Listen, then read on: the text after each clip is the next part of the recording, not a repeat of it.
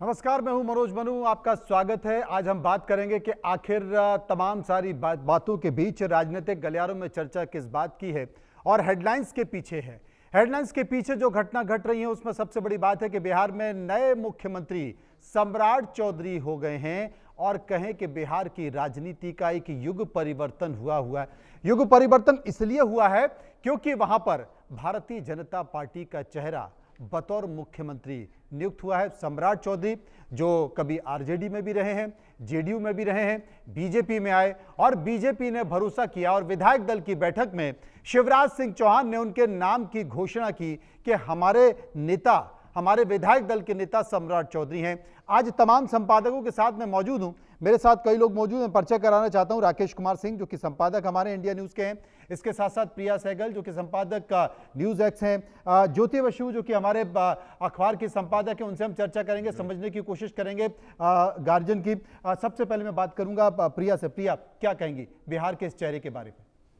बिहार के ये जो सम्राट चौधरी का चुना है, इसमें काफ़ी गंभीर सोच है बीजेपी को लेकर, क्योंकि पहले काफ़ी डिस्कशन चल रही थी, इसीलिए इन्होंने काफ़ी देर भी लगाई। नीतीश कुमार का जाना तय था, लेकिन उनकी जगह आएंगे कौन? तो इसमें 2-3 जगह के सोल्यूशन या चॉइसेस आ रही थी। एक तो उन्होंने सोचा था कि या तो हम कोई, जैसे कि उनका स्टाइल है, कोई ना जानना, किसी को जानना पहचान उस तरह का कोई छोटा, not a very popular, not a very tall strong leader नहीं, लेकिन जिसको बिल्कुल सेंटर की कमजोर पकड़ होगी और जो बिल्कुल जैसे कि हमने राजस्थान में देखा, जैसे कि हमने मध्य प्रदेश में देखा।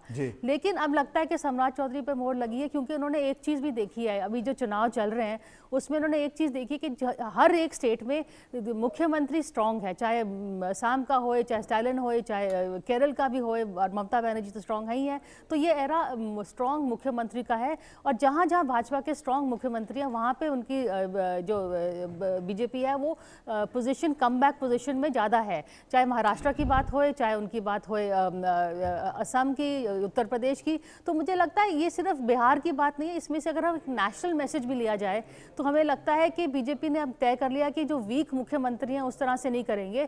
थोड़े बहुत जिनको पकड़ है स्टेट पे, जो अपनी तरफ से स्टेट भी चला सके, उस तरह का चेहरा आएगा। तो ये सम्राट चौधरी का जो लार्जर मैसेज है, मुझे लगता है ये होगा। राकेश हमारे साथ मौजूद है। राकेश, चूंकि सब कुछ लाल लाल दिखाई दे रहा है, आपकी डायरी भी लाल है और इस डायरी में कई सारे डायरी लेकर आया हूं, कई सारे रहस्य भी इस डायरी में। लेकिन एक बात मैं पूछना चाहता हूं, जैसे बहुत सारी बातें प्रिया ने कही, बड़ी रोचक बात थी कि बहुत कमजोर चेहरे जिन्हें कि बहुत ज्यादा उस राष्ट्रीय फलक पर किसी ने देखा नहीं था और वो मुख्यमंत्री बन गए।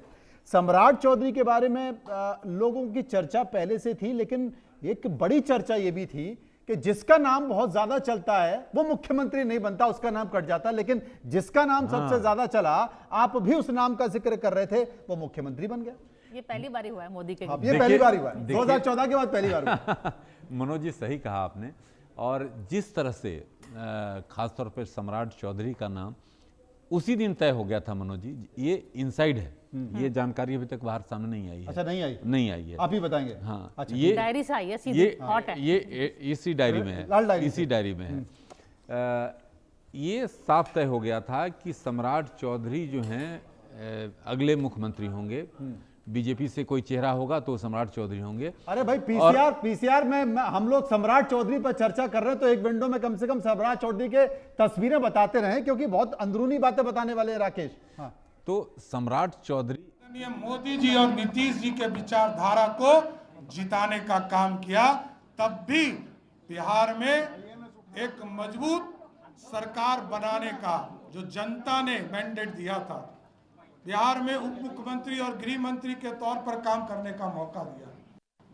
आज मैं आदरणीय प्रधानमंत्री जी को, आदरणीय गृह मंत्री जी को, आदरणीय राष्ट्रीय अध्यक्ष जी को, आदरणीय संगठन महामंत्री बीएल संतोष जी को, शिवराज सिंह चौहान जी को, हमारे पार्टी के अध्यक्ष संजय सरावगी जी को जरूर आश्वस्त करता हूं कि जो विचारधारा है, भारतीय जनता पार्टी के लिए जो विचारधारा है, भारत को सबसे पहले, सबसे श्रेष्ठ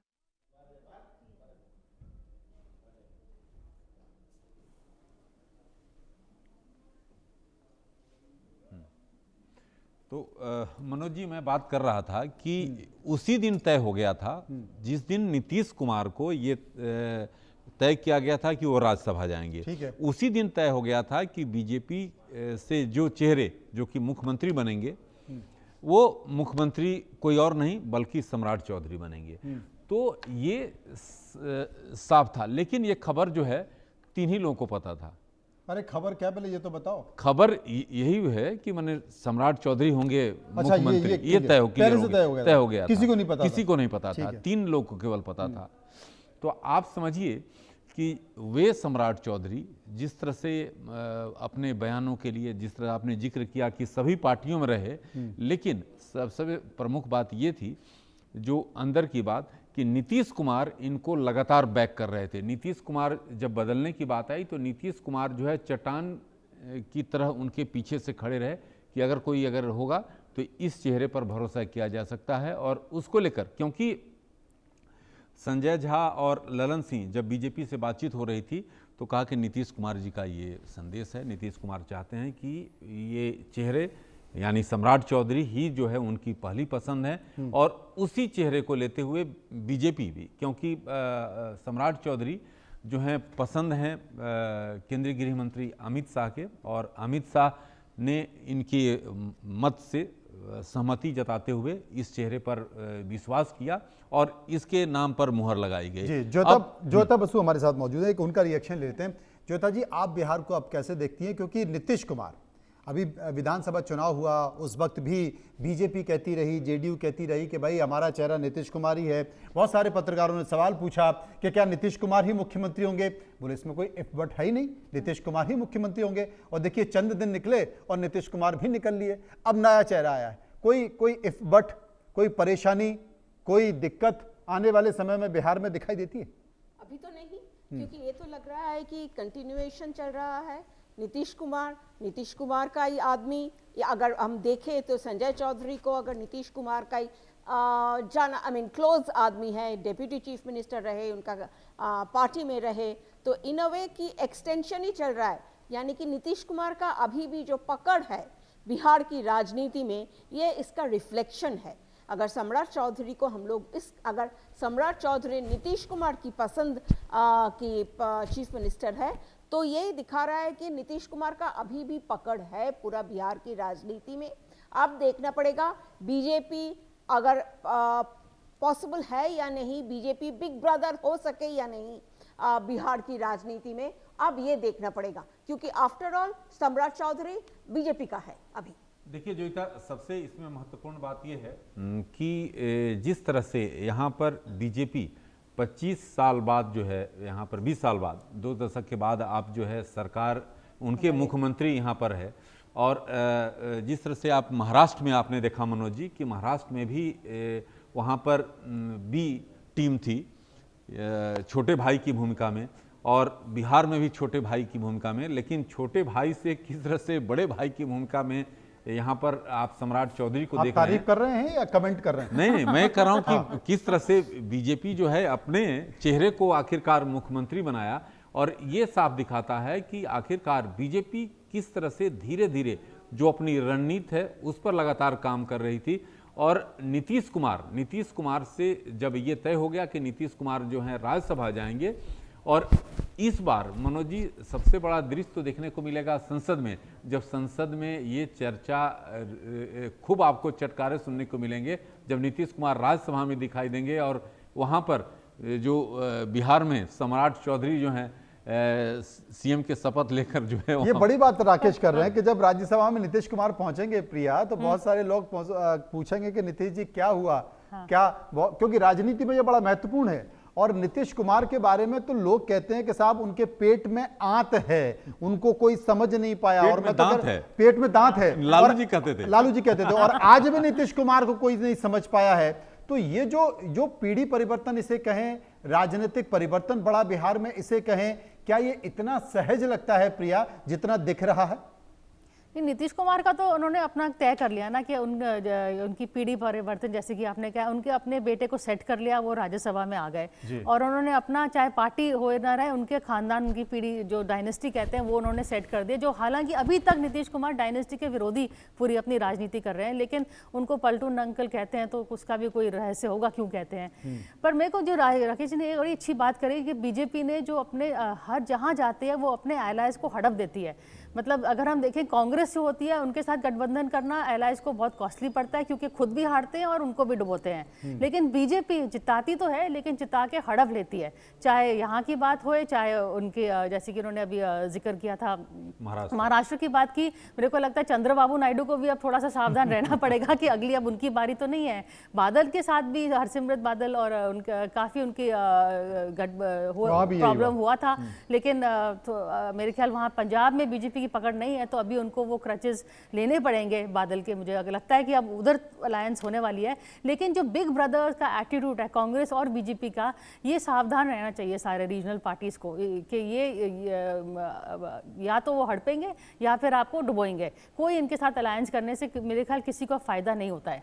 मनोज जी, एक जो है लाल डायरी में खबर है, क्योंकि आप फिर लाल डायरी से हमको डर लगा। इन्होंने एक चीज हमें बताई नहीं कि 3 लोग आपने कहा था वो मालूम था। कौन है ये 3 लोग जिनको मालूम था कि सम्राट चौधरी बनेंगे? देखिए, जब चर्चा चल रही थी तो हम लोग न्यूज रूम में मीटिंग में, मनोज जी, इसमें पहले हम बताते हैं कि इस डायरी में क्या है, उसके बाद हम इस पर आते हैं। इस डायरी में है कि जो निशांत हैं, यानी नीतीश कुमार के बेटे, उनको डिप्टी सीएम नहीं बनाया जा रहा है। डिप्टी सीएम जो हैं, जो जेडीयू कोटे से 2 चेहरे होंगे। ये भी इस डायरी में विजय चौधरी होंगे, इस डायरी में लिखा है, विजेंद्र यादव होंगे। जो हमारे सूत्र हैं इस बात की जानकारी दे रहे हैं कि 2 जो अगर नहीं हुए तो डायरी लेके बताना अगली बार से। तो इसलिए मनोज जी, इसको मानकर चलिए। मैंने आपको डायरी में उस दिन बता दिया था सम्राट होंगे, सम्राट देखिए हुए। तो ये निशांत जो हैं, निशांत उनके बेटे डिप्टी सीएम नहीं होंगे, ये करीब करीब तय हो चुका है।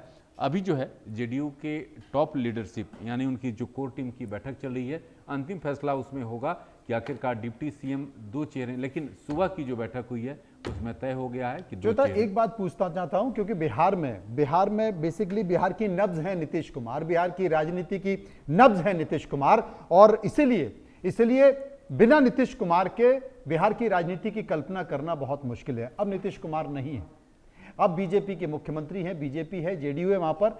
अब ऐसे दौर में बिहार की जनता का क्या, क्योंकि हमने देखा कि वहां पर नाराजगी व्यक्त हुई, विरोध हुआ, जेडीयू के कार्यकर्ताओं ने हंगामा किया। क्या जेडीयू के कार्यकर्ता इस चेहरे को, इस तस्वीर को स्वीकार कर लेंगे, पचा लेंगे, डाइजेस्ट कर जाएंगे?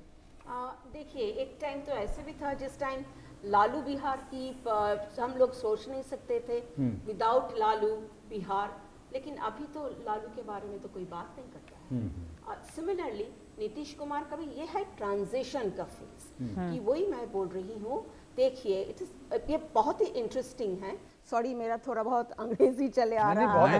बहुत अच्छा है। क्योंकि ये ट्रांजिशन फेज, ये अगर नीतीश कुमार का बैकिंग है सम्राट चौधरी, बट सम्राट चौधरी अभी बीजेपी का है, तो पकड़ किसका ज्यादा होगा? तो नीतीश का लड़का इन दैट वे, कि नीतीश का लड़का लेकिन बीजेपी के साथ। सो ऑब्वियसली ये ऑटोमेटिक, ये धीरे धीरे जेडीयू से ऐसा भी हो सकता है, धीरे धीरे जेडीयू मर्ज कर जाएगा बीजेपी में। ऐसा भी प्लान था पहले। एक कारण था जिस टाइम वो नीतीश कुमार ने छोड़ के, ये एनडीए छोड़ के जिस टाइम आरजेडी के साथ हाथ मिलाया था, उस टाइम कुछ प्लान्स ऐसा था। इस टाइम सबको पता है इसके बारे में। द थिंग इज दैट उसके अब देखना पड़ेगा कि अगले नेक्स्ट 2-3 साल में धीरे धीरे जेडीयू बीजेपी में मर्ज होता है या नहीं, क्योंकि बीजेपी ट्रांजिशन में आ गया है फेज में।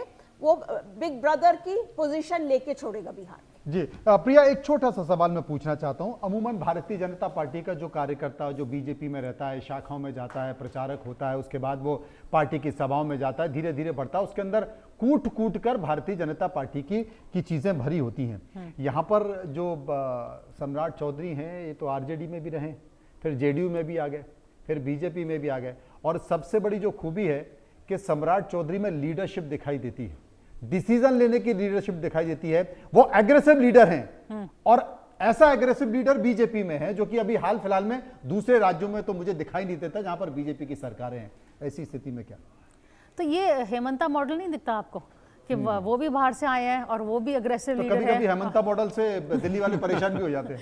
दिल्ली वाले परेशान हो जाते हैं, पर इन्होंने बड़ा अच्छी राकेश ने बताया कि अमित शाह की पसंद है, हेमंता भी अमित शाह की पसंद है। तो मेरे ख्याल अमित शाह की जो असेंबली लाइन ऑफ लीडरशिप है वो अग्रेसिव है, वो देखते नहीं है, उनको ना एंड जस्टिफाई होना चाहिए। ये नहीं कि आप आरएसएस चाहती है कि आप आइडियोलॉजी में डूबे हुए, अब पार्टी के जो है उन्हीं को प्रमोट किया जाए, लेकिन अमित शाह और जो अब नई बीजेपी है वो देख रही है कि जो डिलीवर कर सके हम उन्हीं को बनाएंगे। हेमंता को उन्होंने बनाया, पहले सोनवाल जी को बनाया, लेकिन उसके बाद हेमंता ने प्रूव कर दिया कि मुझे आप इग्नोर नहीं कर सकते, अब मेरी बारी है, और पूरा नॉर्थ ईस्ट उन्होंने डिलीवर कर दिया। वैसे ही सम्राट भी एक अग्रेसिव लीडर है। राकेश जी समय खत्म हो गया, लाल डायरी में जो माल है उसको संभाल के रखिए। 30 सेकंड खाली इसमें जो है ये खास तौर पर इसलिए भी प्रिया जी इनको बनाया गया है कि जातीय समीकरण बिहार में महत्वपूर्ण भूमिका अदा करता है। ये जो है कोयरी जाति से आते हैं। अरे आप तो ऐसा कह रहे हैं जैसे कोयरी जाति का दूसरा कोई नेता ही नहीं है बिहार में। नहीं बिहार में, लेकिन इतना बड़ा नेता नहीं था, एक बड़ा नेता नहीं था। प्लीज जल्दी से, समय खत्म हो गया। जेडीयू का लीडर कौन होगा बिहार में? नीतीश का लड़का का क्या पकड़ होगा जेडीयू के ऊपर? उसके ऊपर निर्भर कर रहा है जेडीयू का फ्यूचर। ये बड़ी बात है क्योंकि जिस बात का जिक्र कर दिया था कि अब बहुत सारे राज्यों का उदाहरण दिया था कि बीजेपी पहले छोटा भाई बनती है उसके बाद बड़ा भाई बन जाती है, लेकिन यहां पर क्या बड़ा भाई बन पाएगी या कुछ होगा, इंतजार करना पड़ेगा। फिलहाल ढेर सारी शुभकामनाएं। सम्राट चौधरी को, बीजेपी को एक नया चेहरा मिला है मुख्यमंत्री के तौर पर, और इंडिया न्यूज ने पहले ही इस बात की घोषणा कर दी थी। बहुत बहुत शुक्रिया। इस कार्यक्रम में इतना ही। अगले कार्यक्रम में फिर हम चर्चा करेंगे किसी बड़ी राजनीतिक घटना पर। नमस्कार।